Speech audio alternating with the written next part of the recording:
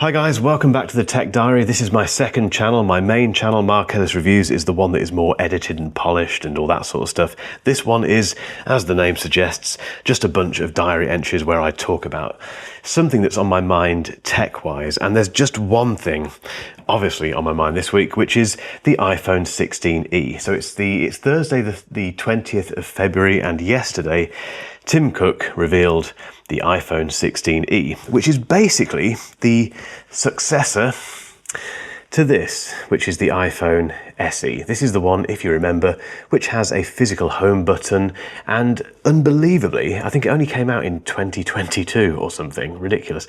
And classic Apple, you know, a parts bin kind of rummaging took place, and they found all these bits, put it together, and then sold it for a fairly decent price. Was it 499 quid? It was something like that, wasn't it? Still fairly expensive, and still trounced by the Android competition. But if you wanted a cheap, no-frills iPhone, this is the one that you went for. But that's gone.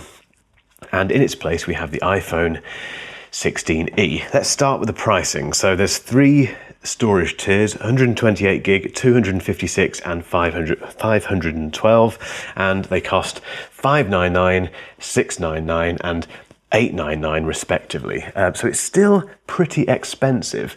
Where do we start with this?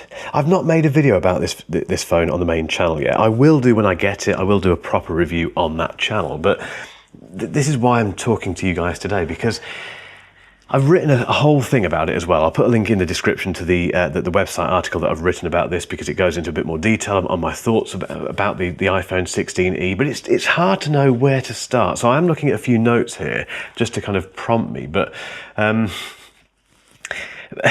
Apple call on the kind of strapline for this iPhone 16e is that it's the latest iPhone. Yep, true. At the greatest price. Well, it doesn't say at. It then says the greatest price after latest iPhone. Latest iPhone, yes. Greatest price, massively subjective. I think that's not the case at all. Well, it's the greatest price for Apple, but that's quite a high bar, isn't it? If you look at a lot of Android phones, they're cheaper than that, and they have more stuff. The spec sheet, though, is interesting, because as with all Apple releases, something gets picked on. It's normally something which you don't think about until there's a Reddit thread created about it. For the Mac Mini, the M4 Mac Mini, it was the placement of the power button. For the iPad Mini, it was jelly scrolling. For the AirPods Max, it was everything. And for the iPhone 16e, it's the lack of MagSafe.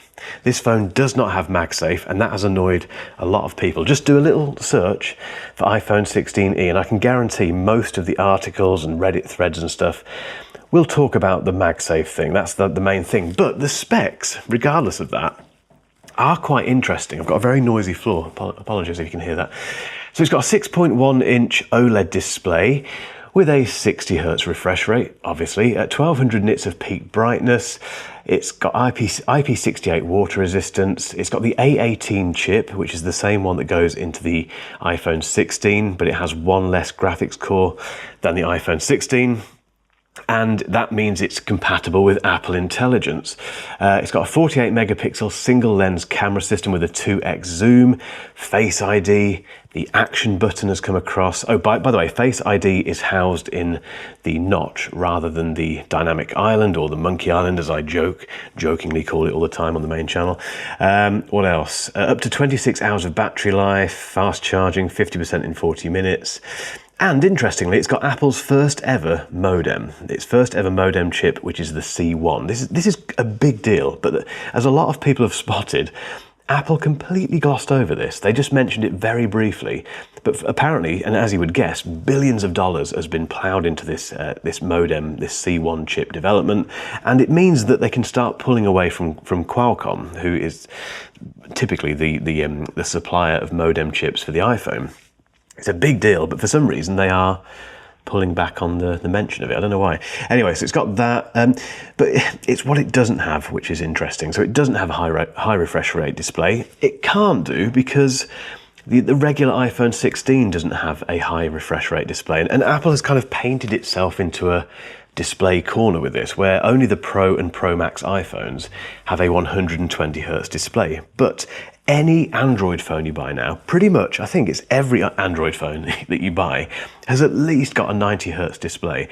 Most of them have got 120 hertz. So Apple is well behind with this, and there's no way that the iPhone 16e could have had a high refresh rate display, because that would have put the entire lineup out of whack. It would make no sense whatsoever. So it hasn't got that. It hasn't got MagSafe, as mentioned earlier. It hasn't got the dynamic island, as mentioned earlier. It doesn't have an ultra-wide lens, so whereas the iPhone 16 has that, which means you can get those wide shots and you have the macro, you don't get that with the iPhone 16e. It doesn't have a camera control button, who cares? And there aren't many interesting colour choices. It's either white or black. I mean, I like those two colours for iPhones, but there's no funky colours.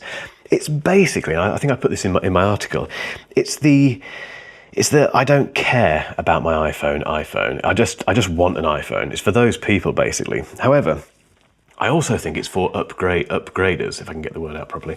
And the reason I think it's a bit of an upgrader play is because there were so many mentions of stuff that would matter to people who have got old iPhones in that presentation yesterday.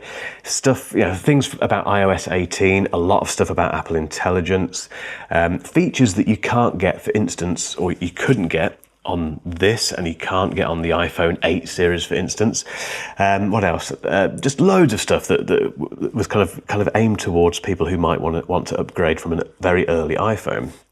And obviously Apple knows these numbers. They know how many people are using very old iPhones. And my guess is that it's a lot. I think it's a huge amount of people, and they want to keep iPhone sales up. I think the last quarter they fell, last quarter of last year. What would you do in that situation? You can only sell so many new iPhones to new people. You get to the point where you have to start getting the people who are using older iPhones to buy a new one. And I think the idea with the 16e is to get people to finally throw away their iPhone or trade in their iPhone 8, for instance.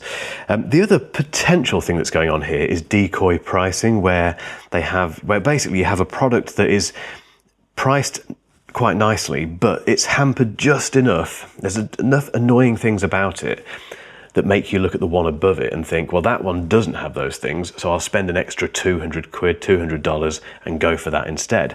That is possibly what they're doing here as well, because you've only got to spend another £200, $200 to go up to the iPhone 16, which does have all that stuff that I mentioned that the iPhone 16e doesn't have.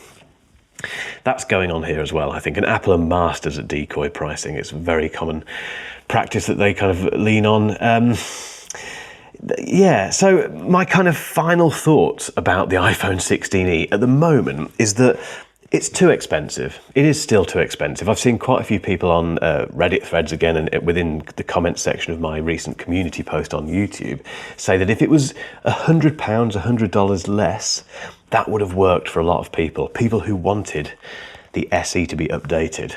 It's about £100 out, basically. So it's too expensive. I think removing MagSafe was just churlish. I don't understand, and childish actually, both of those things. I don't understand what benefit there is in doing that from a customer perspective. There's obviously no benefit in doing it, but it doesn't make any sense to make that one of the hampered features. Very weird. Because that goes right back to the iPhone 12, I think. I think MagSafe was introduced with the iPhone 12.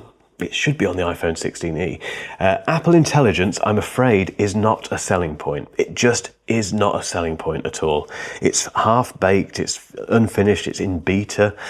It's awful. I've turned it off on my iPhone 16. It's just my iPhone 16 Pro Max. Sorry, it's just not good enough. It's not a selling point. I'm annoyed by how much Apple is pushing Apple Intelligence. It's not fair. And the lack of that 120 hertz refresh rate is just getting silly now. I defended it for a long time.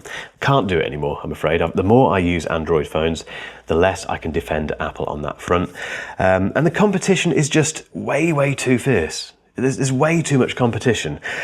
However, it will probably sell like hotcakes, because this is what Tim Cook does. He's so good at shifting stuff and pleasing his investor, pleasing the board, pleasing the investors, and selling things, because there is clearly a market for this 16e. I would be surprised if this is a flop. I think it's going to sell like hotcakes despite all of that stuff. I will be getting one, as I mentioned, so hang around for that on the main channel. If you haven't checked out the main channel yet, by the way, there is a link down below. or just search for Mark Ellis Reviews. I might talk about it again on this channel, who knows. But let me know what you think. It's over, as always, it's over to you now, guys. Let me know in the comments section what you think about the iPhone 16e. Could get tasty. See you in the next one.